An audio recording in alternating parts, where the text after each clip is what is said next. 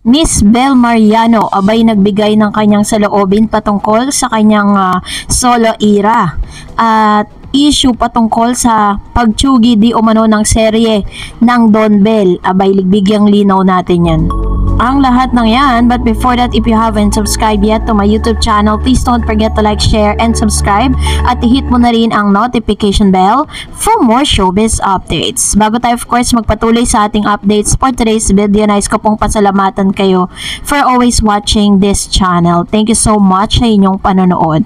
And for today's video, let's talk about this one dahil kumakalat po ngayon sa social media ang dahilan kung bakit po tila baga tinapos agad-agaran yung serye nitong si Donnie Pangilinan at si Miss Bel Mariano. Base po sa isang ulat sa Entertainment News ng Abante Tonight, sinabi dito na mahina na daw di umano ang karisma ng Don Bell kaya agad itong chinugi.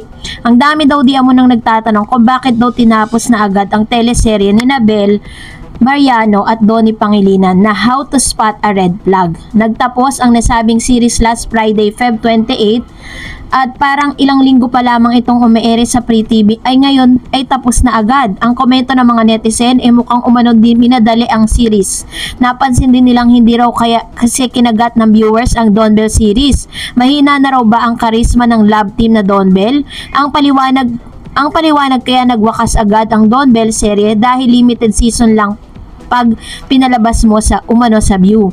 Hirit naman ng ibang netizen, mas pinag-uusapan ang cameo role ni Bell sa Incognito.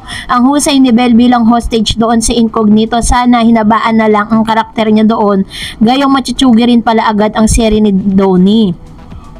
Advice pa nila, sana raw tigilan na ang pabebe role ng Don Bell at gawa na sila ng matured role.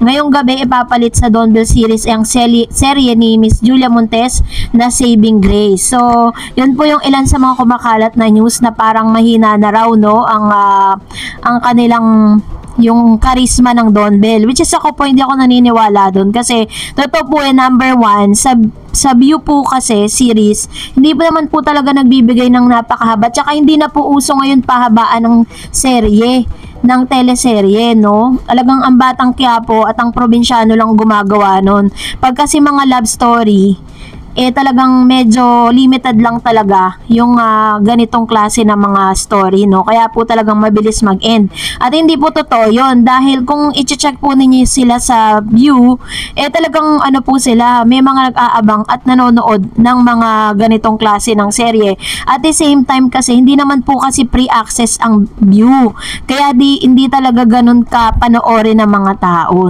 so yun po yun. At syempre po, katulad po ng ilang mga chika, si Miss Bel Mariano rin po is nagbigay na rin siya ng kanyang saloobin patungkol po sa pagbibigay sa kanya ng or paggawa niya ng ilang mga proyekto na solo era. Kapamilya actress singer Bel Mariano is reportedly set to collaborate with blockbuster director Cathy Garcia Zampana on full-length feature film. In a report by ABS-CBN, the two recently met alongside ABS-CBN film executive to discuss the project. Bel expressed both excitement and nerve about the film, which she revealed will feature a stellar cast including those she has never worked before. Ako po ang kinakabahan ako. All I can say is this gonna be a star-studded film. I'm gonna be with artists who I really look up to in the industry, and working with Direk again is really such an honor because I know every step of the way and I will learn from Direk and with other artists as well, sabi ni Miss Bel. This marked the third time Bel and Direk Cathy will be working together, with the latter having previously played a role in some of the actress projects alongside her perennial on-screen partner Donnie Pangilinan. Direk Cathy is best known for directing three of the highest-grossing Filipino film of all time, Hello Love Again, Hello Love Goodbye, and The House of Us. Sabi niya, never pa niyang nakatrabaho yung ibang makakatrabaho niya dito. So it excites me, paano kaya yung dynamics on set? Ngayon na mas batikan na yung mga katrabaho niya, tignan natin kung lalapit-lapit pa siya.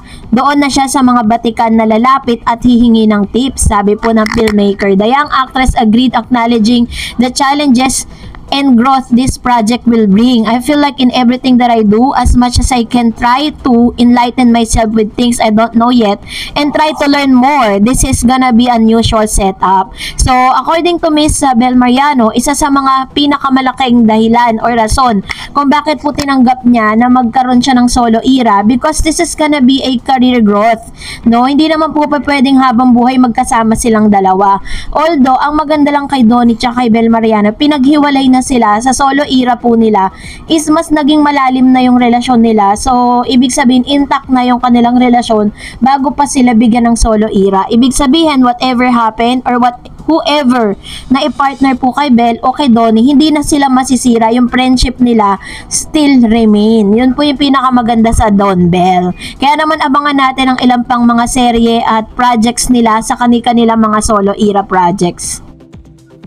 At ngayon naman, bigyan na daan po natin ang ilan sa mga komento po ninyo patungkol naman sa ating last update kung saan nagbigay po kayo ng inyong mga opinion. Unahin po natin ang komento mula kay Miss Juana Valdovino. Sabi niya, healing, praying for your beloved Bel forever, and trust all your plans to God, for God's divine will spar as greater than your own. May the Lord guide you with His wisdom and grace that you may serve Him faithfully, humbly, and glorify. Leave His name as an instrument, part of the Great Commission in spreading the good news of the gospel as your spiritual.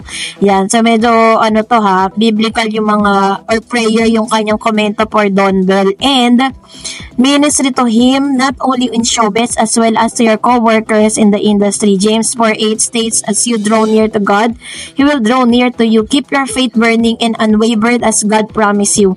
He will never leave you nor forsake you. Hebrew chapter 13 verse 5, more amor, beloved. Ayan. Salamat po, Ma'am Shi, sa inyo pong komento, no? Salamat po sa inyong pong word of God na shinare, no, sa bawat viewers po natin ng Don Bell, kasi talagang si Bel tsaka si Mr. Donnie kasi they are both Christians, no. Sabi ni Mr. Jim Book, bait talaga niya, kaya mo yan Bel, more blessing to come, makulong sana yung basher na yan.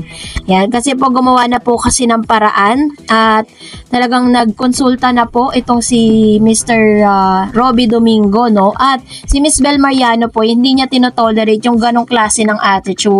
Kaya naman talagang nag-message pa siya or tumawag pa siya kay Robby para po ipaalam that parang sinusuportahan niya kung ano man yung gagawin ni Robby. Sabi ni Flora, Don Bell couple love to for life and forever, stay strong together always. Sa inyo pong komento. And another one, sabi ni Miss Nenita ay Choco, gusto kong vlogger na tong linaw niya magpaliwanag. Salamat, Ma'am Shi. Sabi ni Miss Elena Galgo, sana nga mag-blockbuster, pero mayroon bang maraming manonood kasi yung mga fans niya ang sumisira. Ayan, actually, sinabi naman ni Miss Bel Mariana, Ma'am Shi Elena, na yung ganong klase po kasi ng acts, parang hindi matatawag talaga na total, parang hindi siya kinoconsidered as one of the parang Don Bell fans, kasi nga 'di ba parang napaka possessive niya kay Bel, 'di ba? Kaya talagang hindi po nag-atubili si Mr. Robby Domingo na dumulog po sa NBI to ask or to seek for help and protection para po dun sa threat na sinabi po sa kanya ng isang parang fans ng Don Bell. Kaya naman talagang medyo alarming po 'yun sa part ni Mr. Robby Domingo, kasi he was trying to protect his family, no? Hindi lang naman siya.